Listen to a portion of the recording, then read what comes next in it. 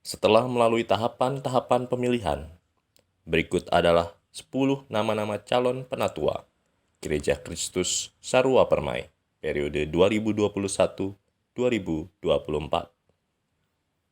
Berdasarkan tata gereja Gereja Kristus, mari jemaat mendoakan calon-calon tersebut. Dan apabila ada keberatan, silakan mengajukan secara tertulis kepada Majelis Jemaat sebelum 30 Agustus 2020. Pengumpulan celengan keluarga. Majelis dan Panitia Pembangunan mengucapkan terima kasih kepada Bapak Ibu Saudara-saudari jemaat sekalian atas partisipasinya sehingga celengan keluarga berhasil terkumpul sebanyak 64 celengan dengan dana terkumpul sebesar Rp47.879.100 update per 30 Juli 2020. Pembayaran iuran dana kasih. Bagi Bapak Ibu Jemaat yang ingin membayarkan iuran dana kasih, dapat melakukannya di gereja pada setiap minggu pertama pukul 17 sampai 19 kepada petugas dana kasih Ibu Yudi Parlaungan. Persiapan new normal kegiatan ibadah di Gereja Kristus Sarwa Permai. Majelis Jemaat sedang melaksanakan persiapan untuk memulai kembali kegiatan ibadah tatap muka di gereja kita. Mohon dukungan dan kesadaran dari kita semua untuk dapat mengikuti dan mentaati prosedur protokol kesehatan yang akan dilaksanakan, antara lain pembatasan jumlah jemaat, memberlakukan physical distancing, wajib mencuci tangan dan melakukan pengecekan suhu tubuh sebelum masuk gedung gereja, wajib menggunakan masker atau face shield, jemaat yang kurang sehat, lansia, dan anak-anak yang rentan tertular penyakit disarankan untuk beribadah di rumah. Jaga jarak, jangan berkerumun, dan hindari kontak langsung. Panduan ibadah New Normal, Gereja Kristus Sarua Permai.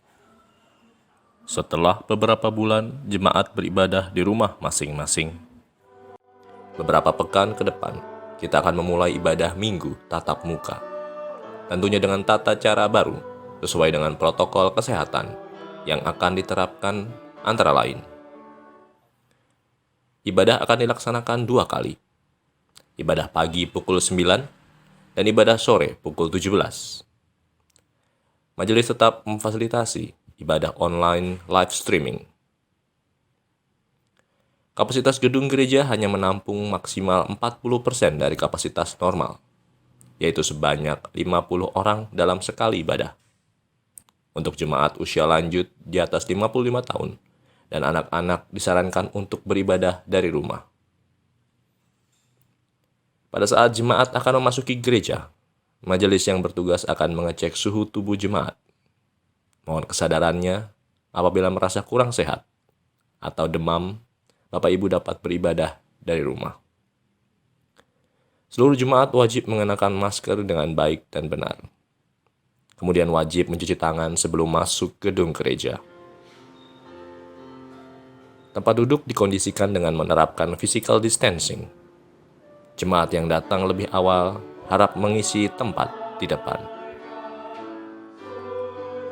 Tata ibadah menggunakan model 3 dari Sinode Gereja Kristus, dengan durasi ibadah lebih singkat, namun tetap tidak mengurangi esensi ibadah. Selama ibadah berlangsung, jemaat harus tetap mengenakan masker, sedangkan petugas dan para pelayan ibadah akan menggunakan face shield. Setelah ibadah selesai, tetap jaga jarak, hindari kontak fisik, dan tidak berkerumun. Gedung gereja dan area sekitar selalu disterilisasi dengan disinfektan secara rutin, terutama setelah gedung gereja selesai digunakan. Mohon kesadaran dari kita semua untuk dapat mengikuti dan mentaati prosedur ibadah new normal ini, demi keamanan dan kenyamanan kita bersama.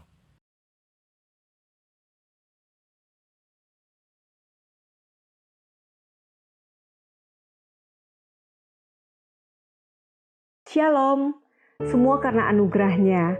Itulah ungkapan syukur kita karena sampai saat ini Tuhan masih memelihara kita. Di tengah merebaknya pandemi COVID-19 yang melanda seluruh dunia, termasuk bangsa yang kita cintai, bangsa Indonesia, tentu segala upaya dikerahkan agar sebisa mungkin virus corona tidak membawa banyak korban. Kesulitan di berbagai bidang sangat terasa, perekonomian merosot, dan jumlah pengangguran semakin bertambah. Rasa khawatir akan biaya hidup sangat besar, begitu juga dengan masalah pendidikan.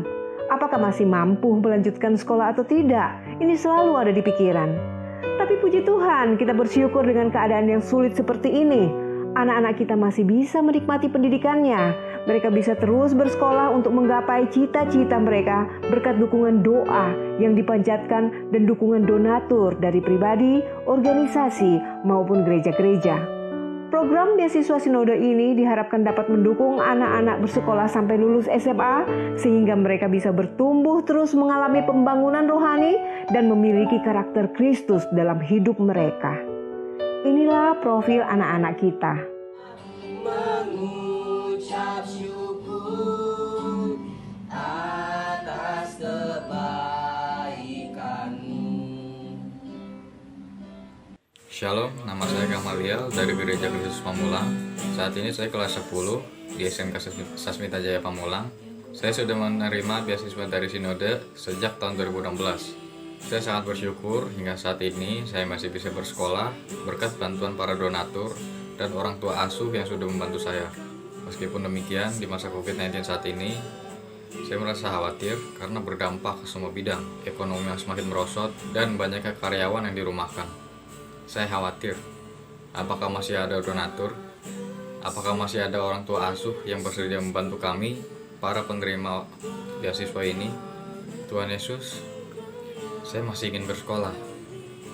Saya masih harus mengejar cita-cita saya. Tuhan berkati para donatur kami, dan Tuhan kirim kami orang tua asuh yang baru ya Tuhan. Amin. Tuhan Yesus memberkati kita semua. Untuk itu, agar anak-anak kita bisa terus bersekolah menggapai mimpi mereka, uluran tangan kasih saudara untuk menjadi orang tua asuh, itulah harapan kami.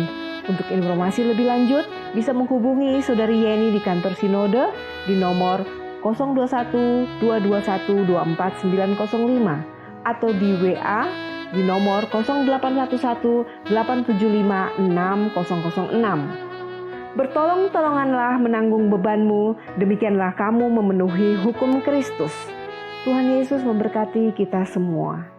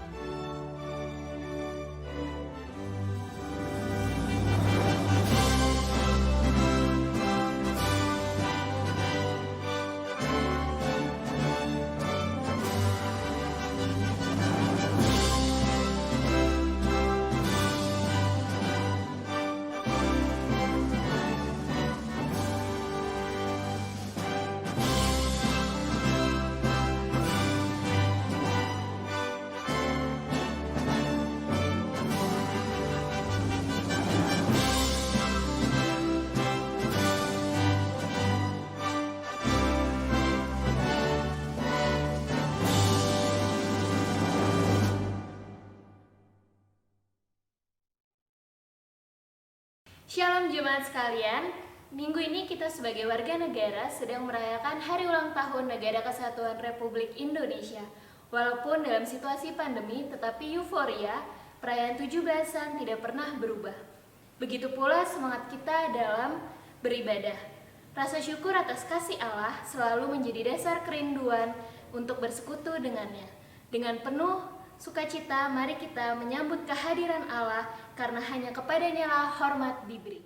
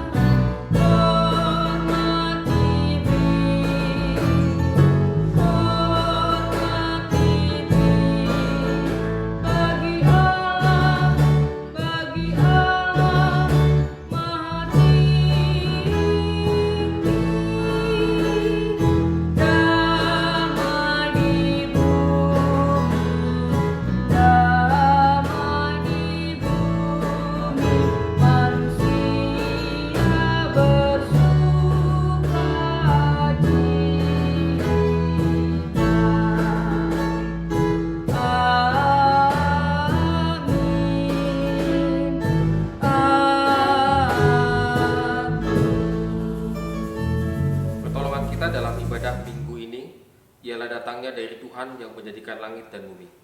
Allah yang makasih, yang kasih setianya kekal sampai selama-lamanya. Kasih karunia dan damai sejahtera dari Allah Bapa kita dan dari Tuhan Yesus Kristus menyertai saudara sekalian.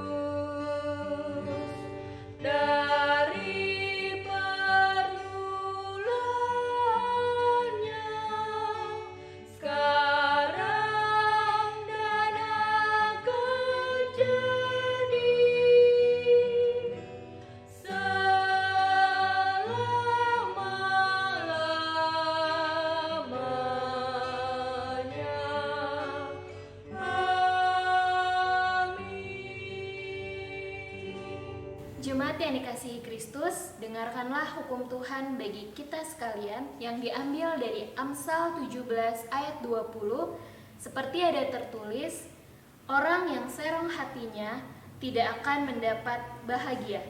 Orang yang memutar-mutar lidahnya akan jatuh ke dalam celaka.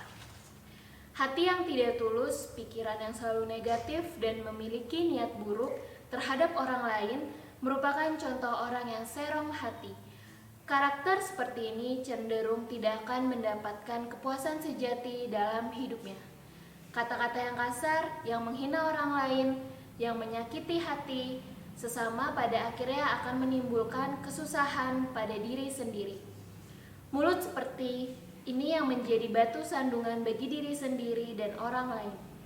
Mari berefleksi ke pribadi masing-masing. Bagaimana selama ini kita menjalani hidup? Bagaimana pikiran kita selama ini mempengaruhi keputusan kita? Bagaimana tutur kata kita selama ini mempengaruhi suasana hati orang lain? Apakah semua itu masih sesuai dengan apa yang Tuhan Yesus ajarkan? Dengan kerendahan hati, mari kita mengakui segala kelalaian yang sering kita lakukan, baik sengaja maupun tidak sengaja. Ya Tuhan, ampunilah meski tak layak diri.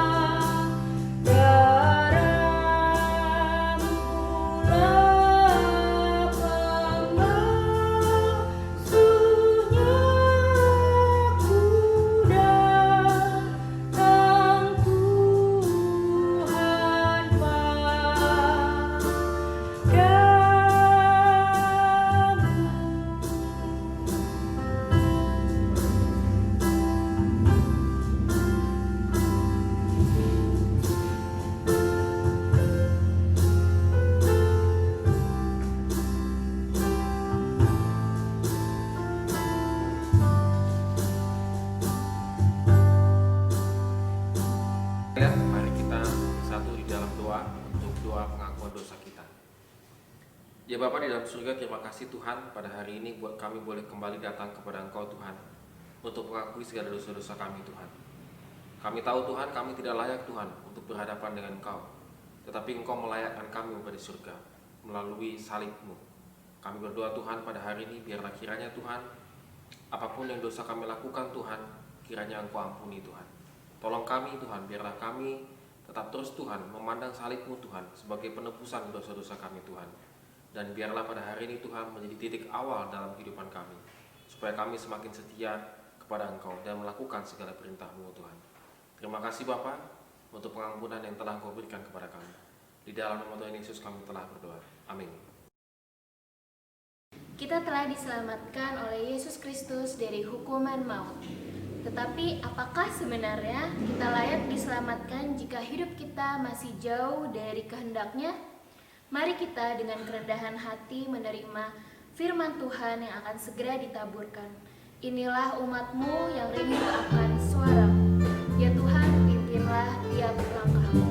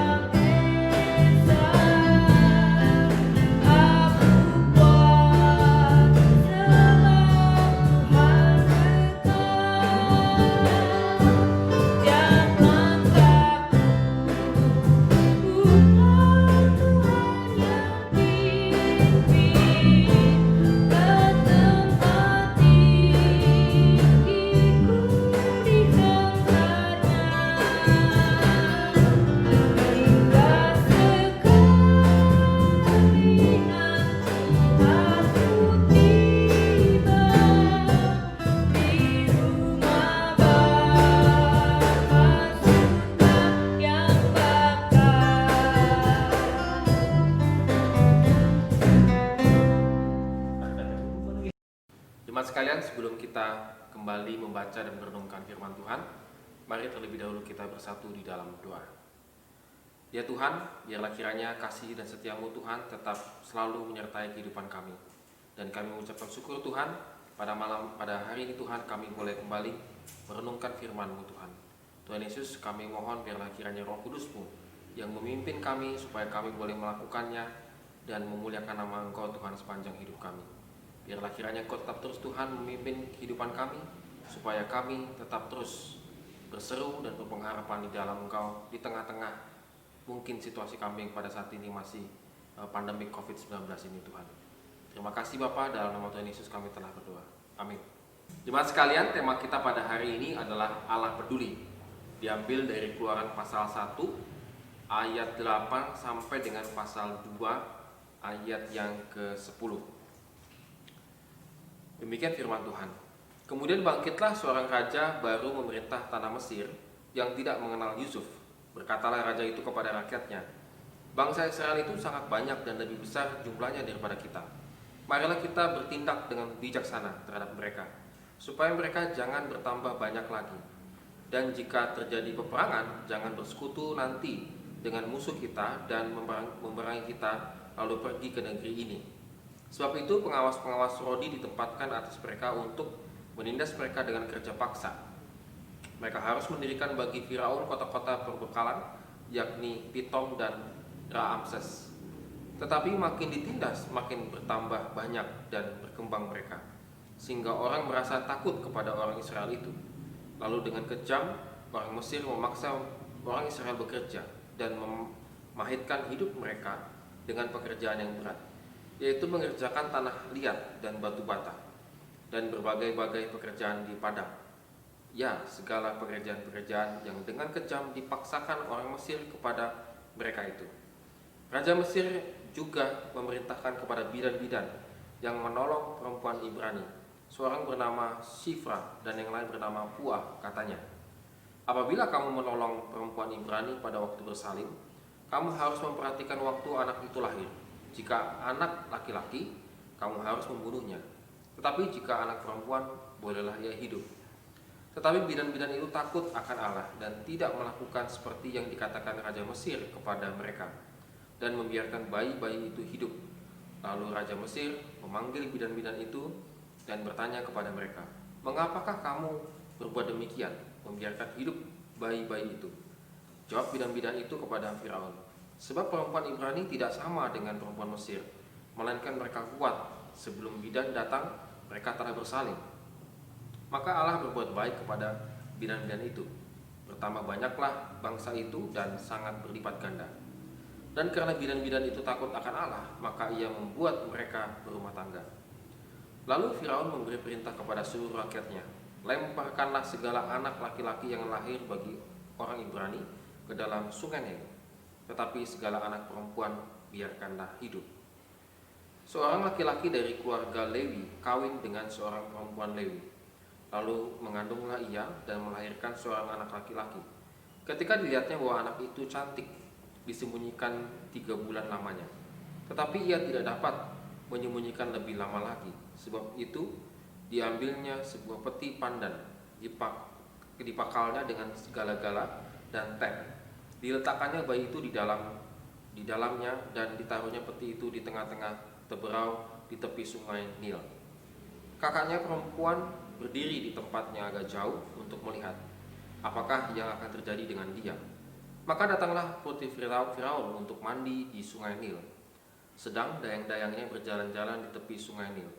Lalu terlihatlah olehnya peti itu yang di tengah-tengah teberau itu. Maka disuruhnyalah hambanya perempuan untuk mengambilnya. Ketika dibukanya, dilihatnya bayi itu, dan tampaklah anak itu menangis, sehingga belas kasihanlah ia kepadanya dan berkata, tentulah ini bayi orang Ibrani. Lalu bertanyalah kakak anak itu kepada putri Firaun, akan kupanggilkan bagi putri seorang inang penyusu dari perempuan Ibrani untuk menyusukan bayi itu bagi tuan putri. Saud putri Firaun kepadanya, baiklah. Lalu pergilah gadis itu memanggil ibu bayi itu. Maka berkatalah putri Firaun kepada ibu itu, bawalah bayi ini dan susukanlah dia bagiku, maka aku akan memberi upah kepadamu. Kemudian perempuan itu mengambil bayi itu dan menyusuinya. Ketika anak itu telah besar, dibawanya lah kepada putri Firaun yang mengangkatnya menjadi anaknya dan menamainya Musa, sebab katanya, karena aku telah menariknya dari air. Jemaat sekalian, demikianlah firman Tuhan, yang berbahagialah setiap kita yang mendengarkannya dan melakukannya dalam kehidupan kita hari lepas hari. Haleluya. Ya, saudara sekalian, pada saat ini kita masih suasana kemerdekaan Republik kita yang ke-75. Dan kiranya kita mengucapkan syukur untuk kemerdekaan yang telah kita alami sepanjang 75 tahun ini. Agak sedikit berbanding terbalik dengan cerita yang tadi barusan kita baca. Bagaimana bangsa Israel yang tadinya sebenarnya freedom, bebas, tetapi akhirnya mengalami penindasan. Saudara, mungkin pada saat ini kita memang sudah terbiasa dengan COVID-19. Kita boleh katakan bahwa kegiatan-kegiatan kita di luar sudah semakin padat dan mungkin rata-rata juga orang sudah bekerja seperti biasa, begitu ya, baik yang jualan, yang ke kantor dan lain sebagainya. Sudah seperti biasa, walaupun tetap mematuhi protokol kesehatan. Dan bagi kita, tanda petik, yang bisa bertahan melalui COVID-19 ini, apakah misalnya kita masih bekerja, masih punya usaha dan lain sebagainya, kita memang harus masih bertahan untuk sekian lama yang kita tidak tahu sampai kapan. Tetapi tidak tertutup kemungkinan bahwa pada saat ini juga banyak di antara kita yang setengah mati bertahannya, begitu ya, dengan kesusahan-kesusahan yang tertentu. Nah, saudara, ketika kita mengalami satu kesusahan, kesulitan yang tidak lagi mudah kita dapatkan seperti sebelum pandemi COVID-19 ini, maka apa yang harus kita lakukan? Apakah Tuhan itu memang sengaja, tanda petik ya, menempatkan kita demikian, atau memang Tuhan itu sengaja juga membuat COVID-19 misalnya begitu? Banyak orang yang mengatakan bahwa ya kita semua ini sudah diizinkan oleh Tuhan. Apakah benar Tuhan memang mengizinkan hal-hal yang demikian yang terjadi dalam kehidupan kita? Nah, pada hari ini kita akan melihat satu cerita ini yang sangat menarik sekali yang akan kita maknai secara bersama-sama dan kita akan refleksikan. Ada seorang raja Mesir yang baru tidak kenal Yusuf. Siapa yang tidak kenal Yusuf sepanjang masa hidupnya? Maka dugaan paling kuat sepanjang masa hidupnya. Artinya Yusuf itu berjasanya sangat luar biasa karena membangun, atau boleh dibilang membangun lumbung-lumbung begitu ya, sehingga negeri Mesir pada waktu Yusuf lolos daripada maut, yaitu bencana kelaparan. Yusuf, siapa yang gak kenal Yusuf? Itu satu jasa yang sangat luar biasa. Tetapi finally-nya, akhirnya ketika Yusuf meninggal, lalu mungkin sekian puluh tahun kemudian muncullah raja yang baru ini yang memang gak kenal sama sekali. Mungkin dia gak tahu, mungkin generasi yang keempat, kelima, keenam, gak ada yang tahu gitu saudara. Mungkin generasi-generasi bawahnya tidak ada yang kenal siapa itu namanya Yusuf. Yang raja ini tahu ada sebuah big problem yang dia lihat dalam kehidupan sehari-hari, yaitu orang Ibrani atau orang Israel semakin banyak jumlahnya, sementara orang Mesir semakin sedikit. Nah, ini masalah saudara sekalian, karena masalah jumlah itu akan menentukan, kalau dalam satu negara, menentukan sebuah kekuatan, pengaruh dan lain sebagainya, bahkan boleh dibilang secara politik. Jadi raja yang baru ini taunya masalah. Masalahnya adalah bangsa Israel itu semakin lama semakin banyak. Dan di ayat yang ke-10 kalau kita perhatikan, raja ini mengambil satu tindakan yang bijaksana untuk bangsanya. Perhatikan baik-baik, ketika dia memiliki big problem dalam kehidupan si raja ini, lalu dia mengambil tindakan yang menurut dia bijaksana. Masalahnya adalah perspektif yang dipakai oleh raja ini dari segi politik. Kalau bangsa ini semakin banyak, lalu entah pastikan ada ketuanya, dia pikir pasti ada ketua kelompoknya, ketua bangsa lah gitu. Lalu mungkin kontak-kontakan dengan musuhnya Mesir, lalu kemudian nanti kalau aku datang nyerang Mesir, kamu gabung sama aku ya gitu ya. Ya habislah Mesir begitu. Karena memang bangsa itu sangat besar jumlahnya. maka dia mengambil satu hikmat kebijaksanaan melalui perspektif duniawi, yaitu politik. Nah, kita akan melihat kebijakan apa yang diambil oleh raja ini yang sungguh luar biasa ini ya, kebijakan-kebijakannya. Yang pertama di ayat yang ke-11 sampai ayat yang ke-12 kita melihat bahwa dia memerintahkan supaya bangsa Israel, bangsa Ibrani itu kerja rodi membangun kota-kota perbekalan. Kata kerja rodi artinya menunjukkan bahwa Mesir itu adalah penguasa dan bangsa Israel itu adalah jajahan. Saudara, ini nggak enak, saudara. Yang saya tadi bilang, mungkin di masanya Yusuf orang bangsa Ibrani ini hero, levelnya sama dengan bangsa Mesir. Bahkan boleh dibilang waktu mungkin Yusufnya berhasil membangun lumbung-lumbung dan lain sebagainya, maka pautnya itu agak naik lah begitu daripada bangsa Mesir. Atau setelah Yusuf itu meninggal, maka dalam kehidupan sehari-hari, saudara, mereka sama saja. Jadi benar-benar memiliki satu kedudukan yang sama. Tetapi raja ini masuk ke level yang pertama, kebijakan level pertama dia menunjukkan bahwa kamu bangsa yang ditindas, bangsa yang dijajah. Tapi apa yang terjadi? Entah bagaimana caranya, bagaimana penyebabnya begitu, bahwa Ibrani, bangsa Ibrani makin lama makin bertambah banyak jumlahnya. Saya yakin raja ini mungkin stres. Maka masuk di level yang kedua, di ayat ke-13 sampai 14. Mereka dikerja paksa dari membuat bahan baku sampai membangun. Wah, ini cukup capek kalau menurut saya ya, saudara. Bayangin, bisa kebayang ya kalau kita film lah, saudara ya. Misalnya dia yang jadi sutradara, dia yang cari dana, dia yang syuting film, dia yang bangun setting, dia yang nulis naskah, dia yang cari krunya, dia yang cari ininya segala macam. Waduh, itu mabok namanya begitu ya. Nah, bangsa ini sengaja kamu buat dari bahan baku, cari di padang dan segala macam sampai kamu membangunnya. Itu pekerjaan kamu. Otomatis saudara sekalian, nggak mungkin kerja sehari 8 jam, bisa sampai 12 jam, 14 jam, 15 jam, nggak jelas.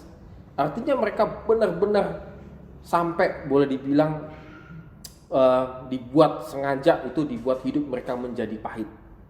Saudara, apa artinya saudara? Dalam level kedua ini, membuat hidup mereka menjadi pahit. Artinya adalah hari-hari mereka sengaja diisi kelelahan, kecapean, ketidakgembira.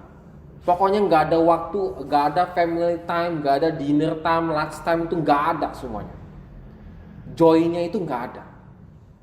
Saudara, mungkin mirip dengan kita pada saat ini, bahwa sukacita kita kayak nggak penuh begitu loh, kayak nggak klop, kayak nggak pas begitu.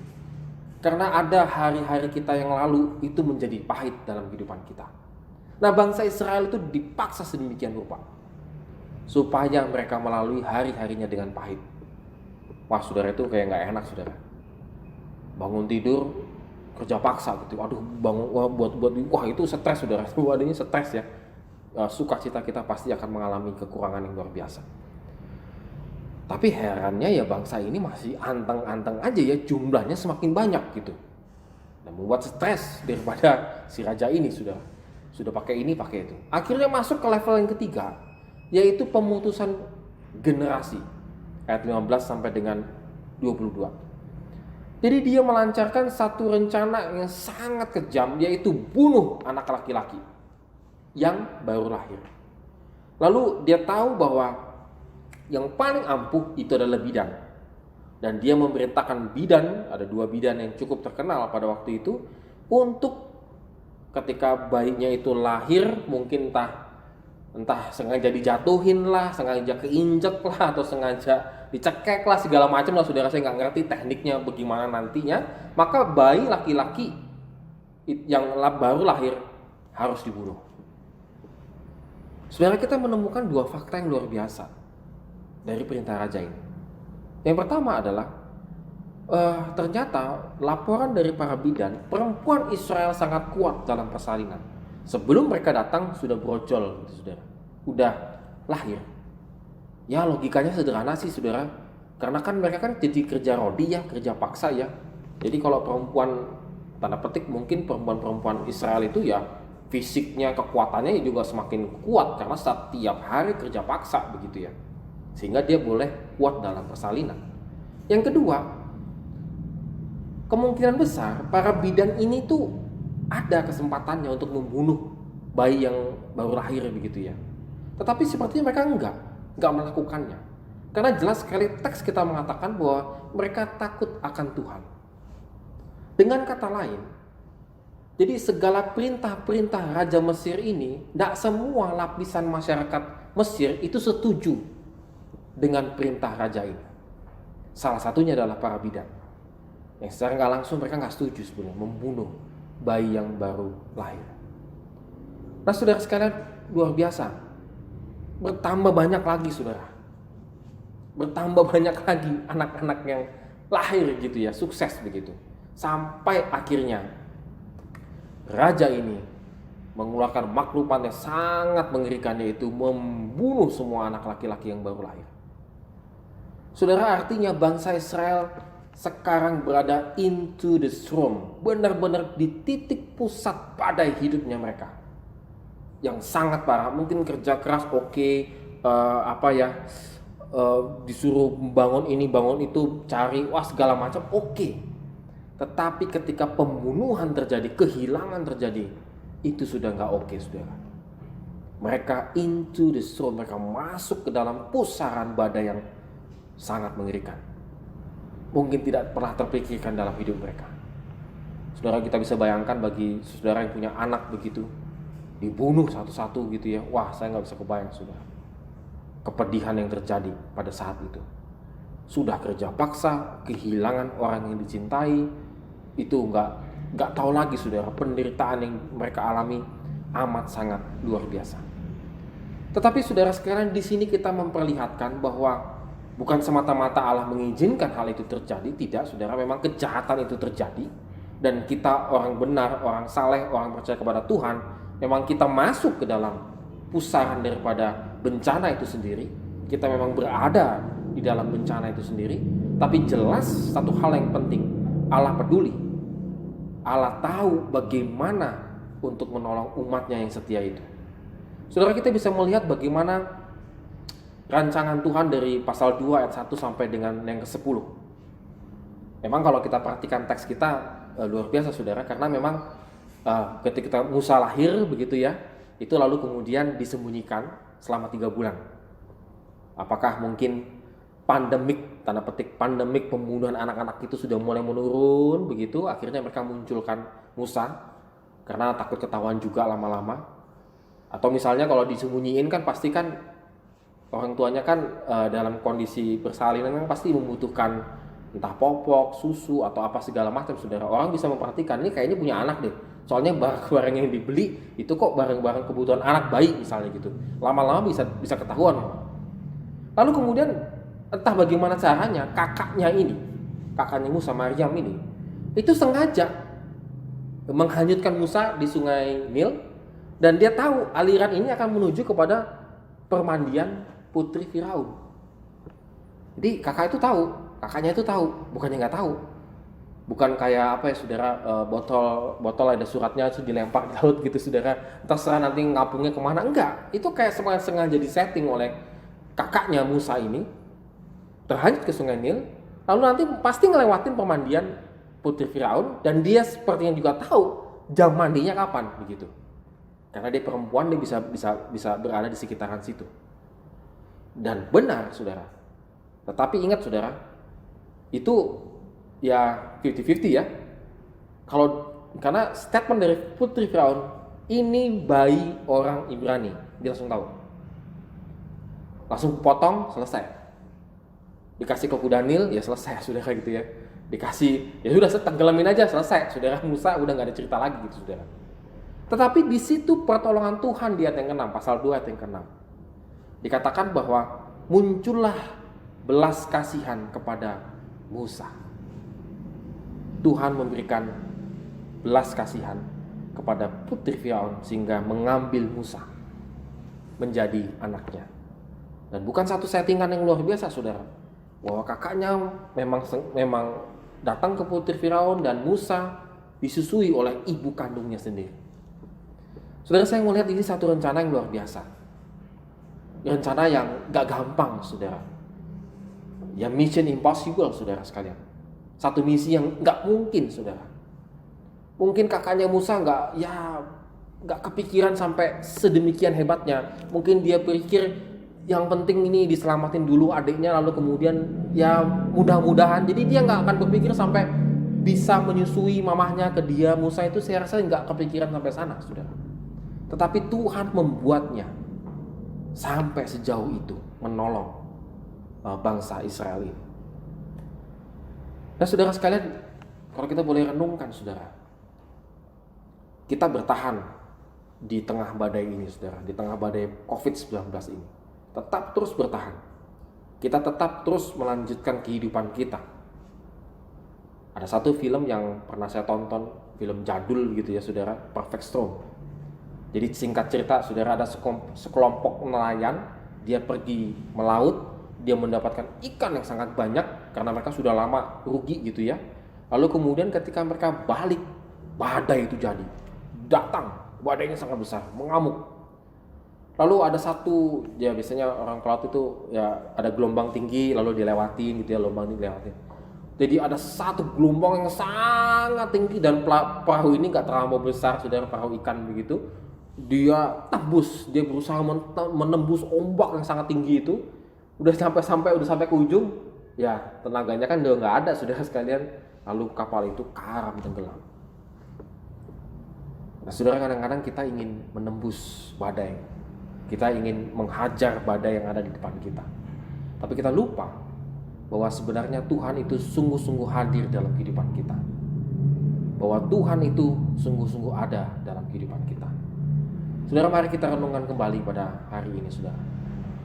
Apakah kita memang benar-benar berada di perfect storm, benar-benar berada di badai yang luar biasa dalam kehidupan kita, tetapi kita tetap mengandalkan Tuhan? Di sini bagian yang sangat sulit. Bagian kita pada saat ini adalah sungguh-sungguh taat kepada Tuhan.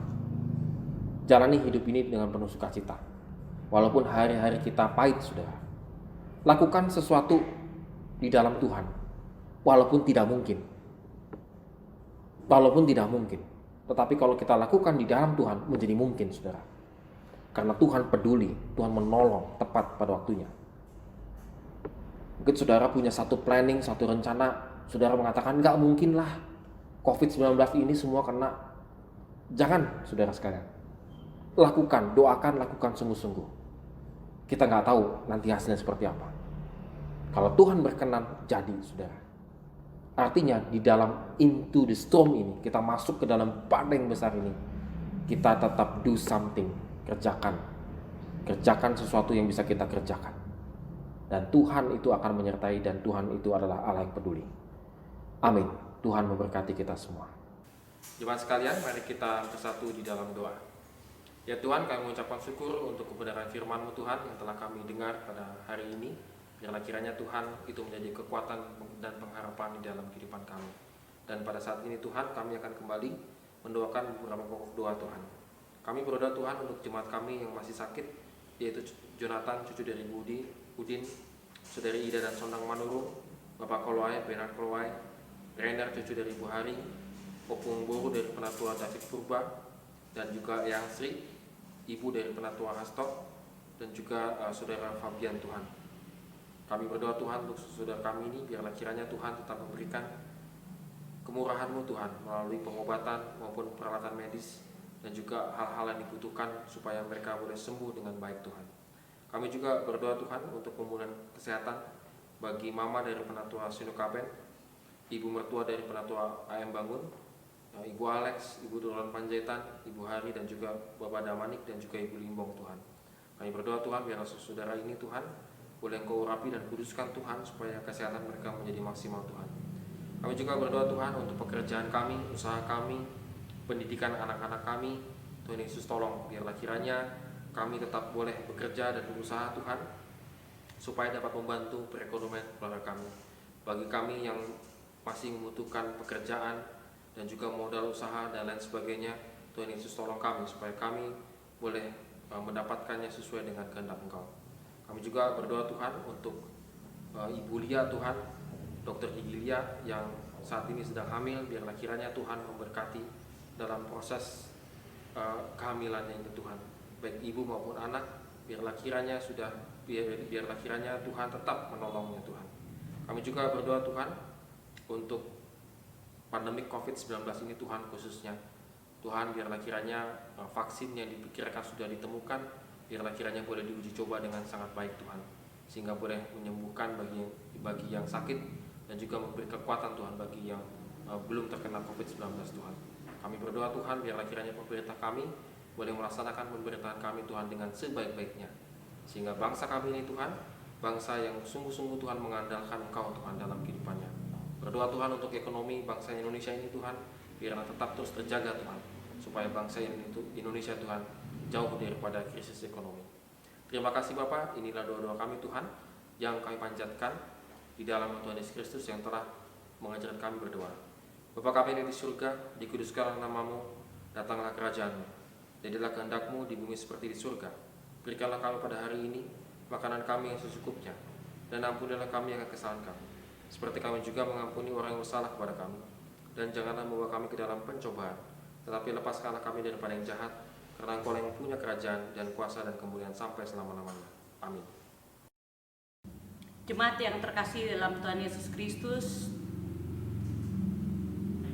bersama dengan gereja dari segala abad dan tempat, marilah kita mengikrarkan pengakuan iman percaya kita sesuai dengan pengakuan iman rasuli dengan berkata, Aku percaya kepada Allah, Bapa yang Maha Kuasa, Khalik langit dan bumi, dan kepada Yesus Kristus, Anak yang tunggal Tuhan kita, yang dikandung dari Roh Kudus, lahir dari anak darah Maria, yang menderita di bawah pemerintahan Pontius Pilatus, disalibkan, mati dan dikuburkan, turun ke dalam kerajaan maut, pada hari yang ketiga, bangkit pula dari antara orang mati, naik ke surga, duduk di sebelah kanan Allah, Bapa yang Maha Kuasa, dan akan datang dari sana untuk menghakimi orang yang hidup dan yang mati. Aku percaya kepada Roh Kudus, gereja yang kudus dan am, persekutuan orang kudus, pengampunan dosa, kebangkitan orang mati, dan hidup yang kekal. Amin. tiba saatnya kita akan memberikan persembahan kepada Tuhan. Jemaat yang terkasih, dengan penuh sukacita dan kerelaan, marilah kita memberikan persembahan syukur kita kepada Tuhan sebagai ungkapan rasa syukur kita atas segala berkat yang telah Tuhan nyatakan dalam kehidupan kita, dengan mengingat firman Tuhan yang terambil dari Amsal 11 ayat 24 yang mengatakan, ada yang menyebar harta tetapi bertambah kaya, ada yang menghemat secara luar biasa namun selalu berkekurangan. Persembahan ini akan diserahkan secara pertama transfer via BCA atas nama Penatua Sinukaban 0710095906 atau uang persembahan tunai dimasukkan ke dalam amplop di masing-masing keluarga yang kemudian dapat diserahkan dalam kotak persembahan di Gereja Kristus Sarwa Permai pada pukul 17 sampai pukul 19 WIB. Marilah kita hantar persembahan dengan pujian tabur waktu pagi NKB 208 ayat 1 dan 3.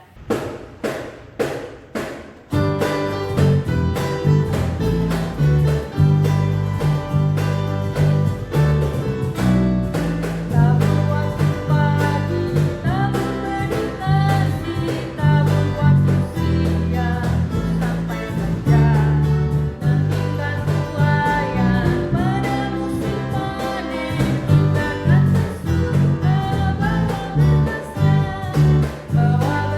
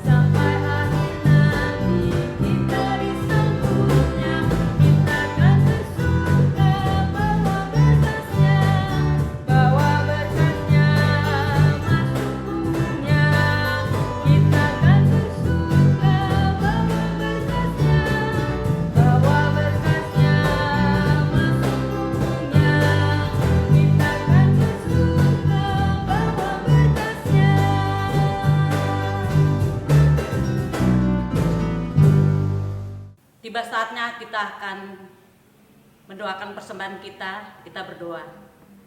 Bapa di surga, pada pagi yang indah ini Tuhan, kami naikkan hormat, pujian, dan syukur kami hanya bagi-Mu Yesus. Terima kasih untuk pemeliharaan Tuhan di sepanjang jalan hidup kami. Terima kasih Tuhan untuk penyertaan atas semua jemaat sampai detik ini Tuhan. Engkau melihat keadaan kami hari lepas hari dan Engkau memberkati kami. Dengan penuh sukacita kami boleh membawa persembahan kami kepadamu Tuhan.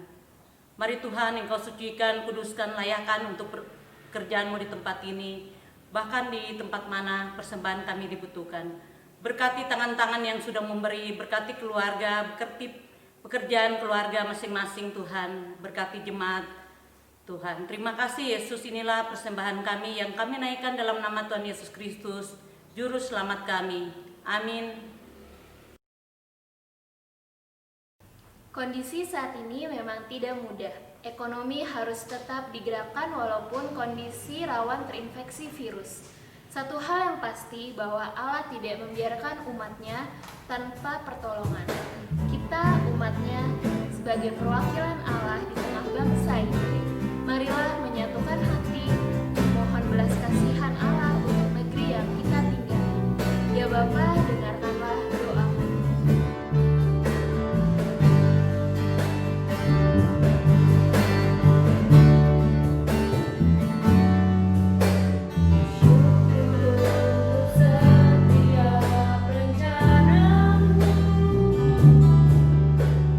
Dalam janganmu yang